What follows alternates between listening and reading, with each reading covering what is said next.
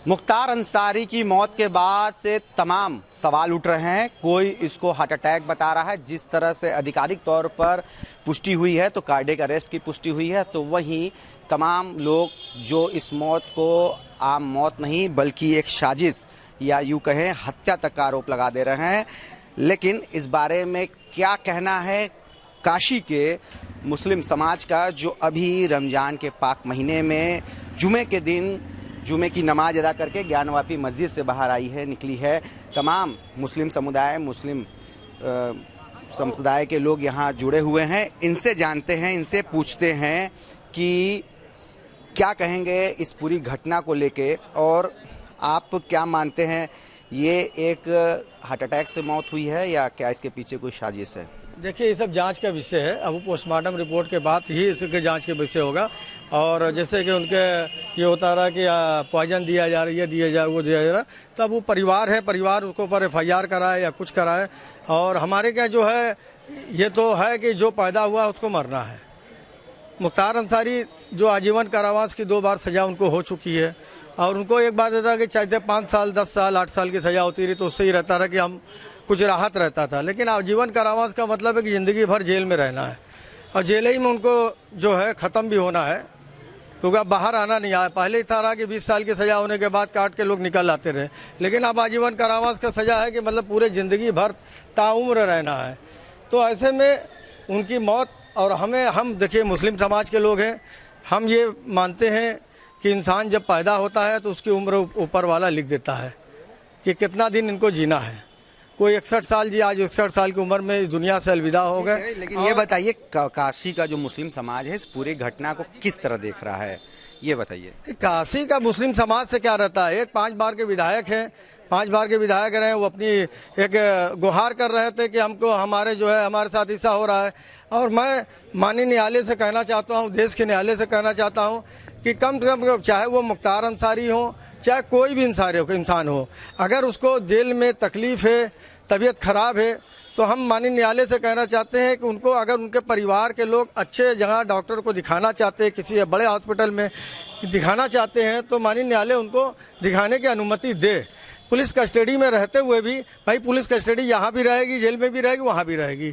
बहुत से लोग हैं, जैसे कि इंसान सुभाष ठाकुर अभी बनारस में कितनी दिन से इलाज करा रहे हैं, वो भी तो आप सोचिए कि कितने बड़े वो हैं, लेकिन उनको इलाज के लिए तो उन्होंने भी इलाज करने के लिए उनको भी तो माननीय न्यायालय ने दिया, अनुमति दिया होगा।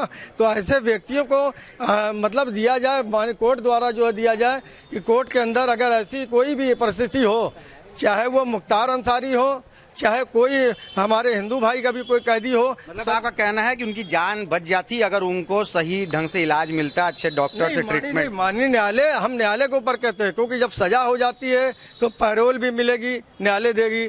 विचाराधीन में तो अपना सब कुछ हो जाता है, लेकिन जब सजा हो जाती है तो माननीय न्यायालय देती है। और न्यायालय जो है अगर इस चीज़ को भी गौर करे तो बड़े बड़े लोगों की जान बच सकती है।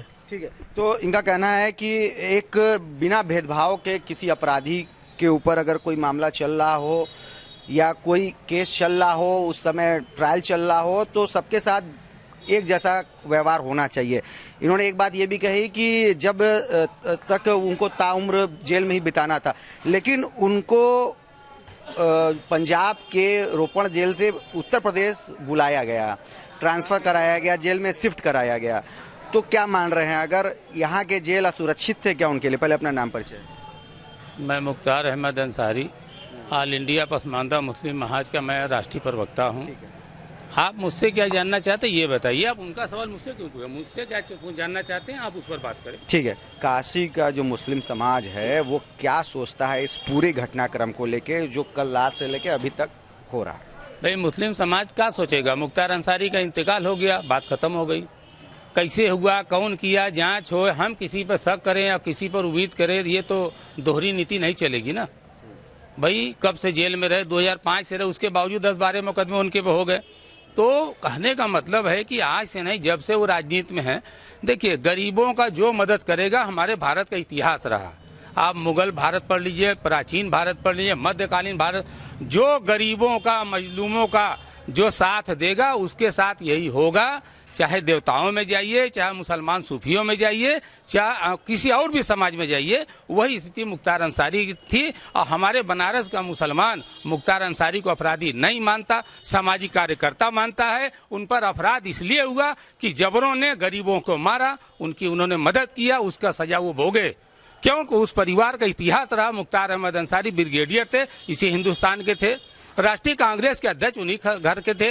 तो इसलिए ये कह देना किसी को कैसे मरे क्या मरे, देखिए हमारा ये इस पर ईमान है कि उनका जितने दिन का दाना पानी था दुनिया में वो अपना खाए और दुनिया से तशरीफ ले गए। कहना है कुल मिला के गरीबों के मसीहा थे, और एक रॉबिन हुड। एक साथ साथ और बात जोड़ दें आपको कि कोई भी राजनीतिक पार्टी, चाहे सपा हो, बसपा हो, आम आदमी पार्टी, कोई पार्टी हो, वर्तमान समय में मुसलमानों के साथ कोई नहीं है। कोई अपना चेहरा नहीं दिखाना चाहता।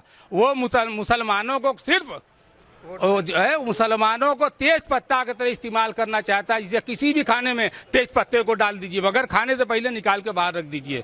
मैं अपने पसमानदा की तरफ से सारे हिंदुस्तान के मुसलमानों से भी आह्वान करूंगा कि अगर इन सभी लोग हमारे साथ नहीं है तो हम उनके साथ वोट में क्यों उनके साथ रहते हैं।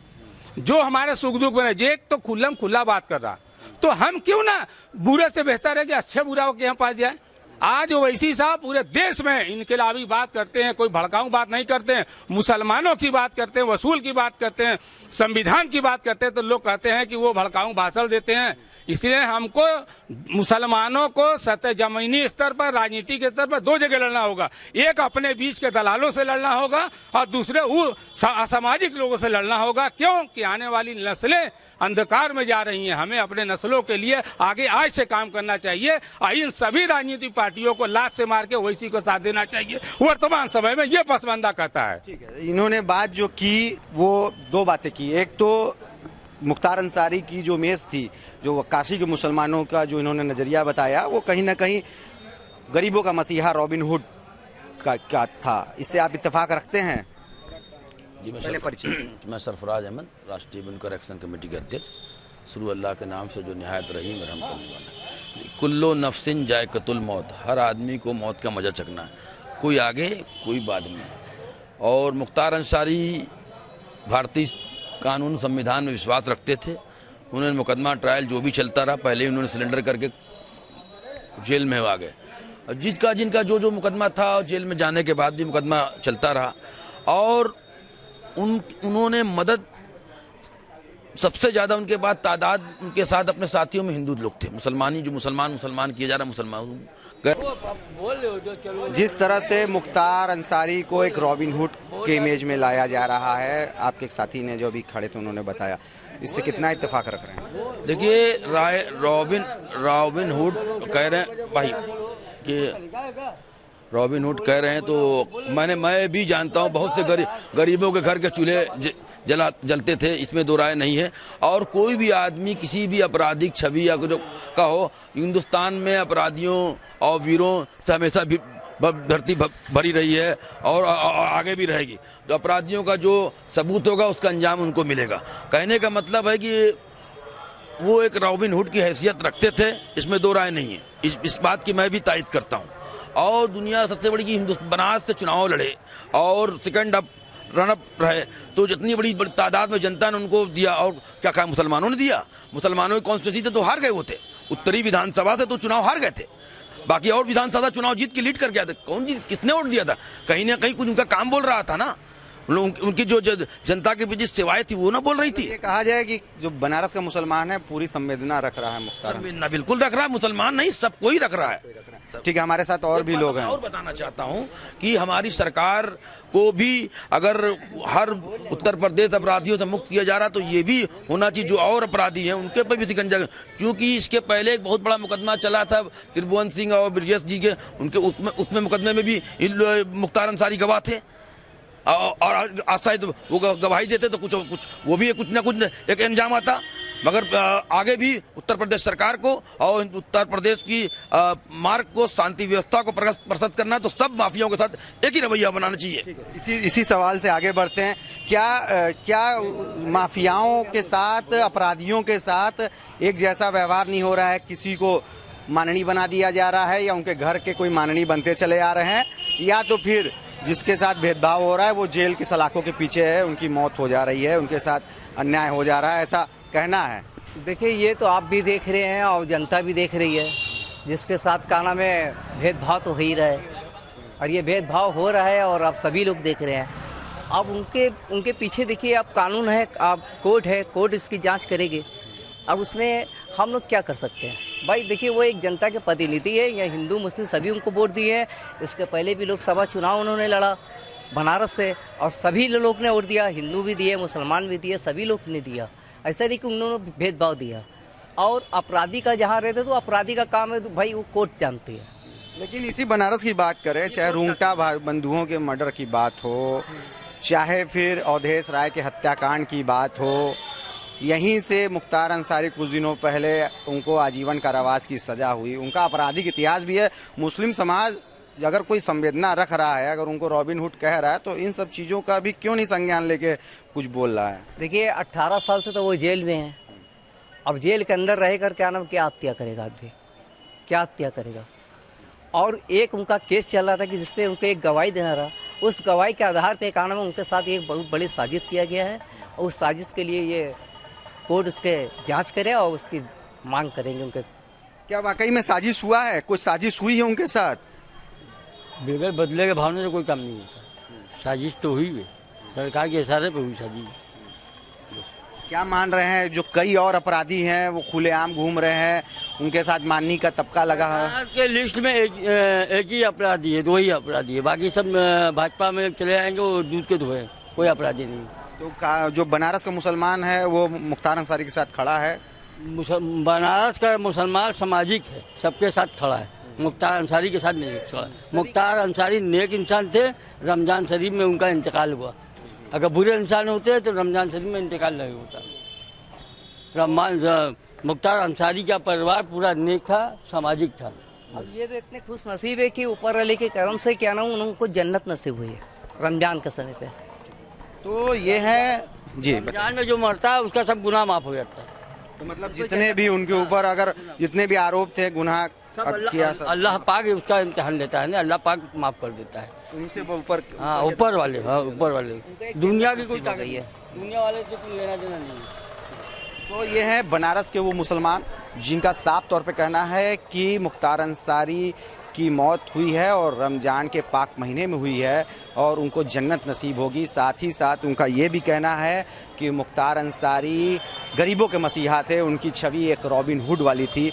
बनारस से भी वो चुनाव लड़े और जनप्रतिनिधि भी रहते हुए उन्होंने काफ़ी मदद की और बनारस का मुस्लिम समाज मुख्तार अंसारी के साथ पूरी संवेदना के साथ खड़े होते नज़र आ रहा है। और अभी लोग बराबर इस बात पे सामने आ रहे हैं कि मुख्तार अंसारी रहनुमा थे, गरीबों के साथ खड़े होते रहें और उनकी छवि रॉबिन हुड की थी और बनारस का मुसलमान मुख्तार अंसारी के साथ पूरी संवेदना के साथ खड़ा है।